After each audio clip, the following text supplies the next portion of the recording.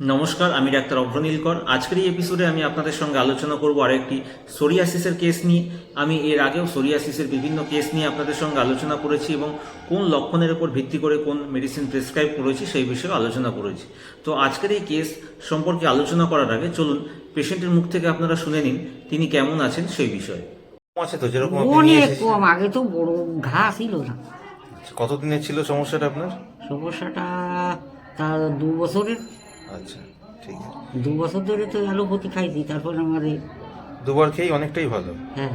তো যেরকমটা আপনারা দেখলেন এবং পেশেন্টের মুখ থেকেই শুনলেন, 19/11/2025 তারিখে তিনি আমার কাছে এসেছিলেন। প্রায় 2 বছরের বেশি সময় ধরে তার এই স্ক্যাল্প সোরিয়াসিসের সমস্যা ছিল।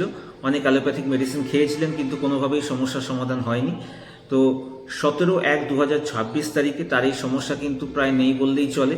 পেশেন্টের স্বার্থেই আমি এখানে বিস্তারিতভাবে কেস নিয়ে আলোচনা করছি না, তবে কোন মেডিসিনটি প্রেসক্রাইব করেছিলাম সেটি অবশ্যই বলবো। গ্রাফাইটিস 0/1, 0/2, 0/3, 0/4 এবং 0/5, এবং বর্তমানে দেখতে পাচ্ছেন তার এই সমস্যা কিন্তু নেই বললেই চলে।